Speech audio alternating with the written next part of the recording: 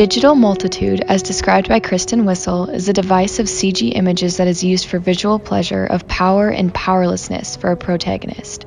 Wissel emphasizes the connection between time, power, and collective action in CGI multitudes and masses in films. Wissel argues that these CGI images are used to put characters and images in space in order to astonish the audience while also emphasizing the comparisons and differences between the individual and a mass. Large masses of creatures or humans in films tend to be intimidating to the protagonist, as well as the audience. In some cases, these masses can represent unity and power, both in favor of the protagonist and the audience. In the third Lord of the Rings, The Return of the King, directed by Peter Jackson in 2003, Gothmog, played by Lawrence McCor, rallies his troops to take on the Orc army in order to defend their city. The screen takes in a multitude of both armies as it displays Gothmog, the protagonist in the scene, as well as each individual in the mass gathering political, emotional, and physical courage to take on the orcs. The audience has the ability to identify with the protagonist with a desire for triumph and a winning army, while the opposing mass represents a threat to both the individual protagonists and the individuals that make up the good side.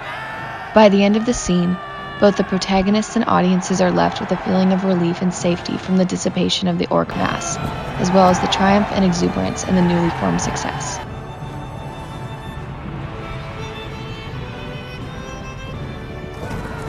Not only can CGI in multitudes be used to represent unity and power, but as Wissel's essay also focuses on, masses can be seen as a threat and can make the protagonist, along with the audience, feel weaker, hopeless, and like the other body in the film. The audience, who may identify and pity the protagonist, feels like an outsider of the masses, specifically when fictional and powerful creatures are used to attack the characters in the film. We'll start with Mockingjay, produced by Nina Jacobson and John Kilk in 2014, where masses of trackerjackers become a threat to the characters in the film.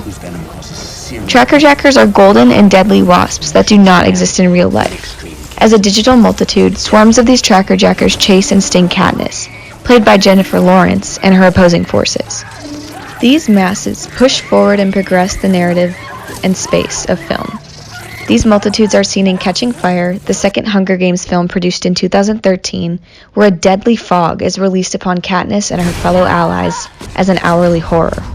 The fog seems to seep into and fill up the screen as it is being released into the forest.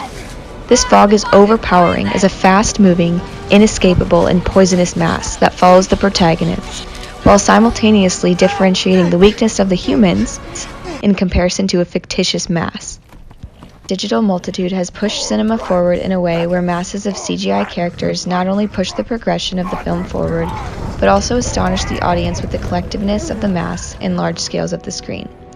As these characteristics of CGI entered the film industry, cinema continued to incorporate the past traditions of filmmaking while also using technology to bring in fictitious characters of the present and the future.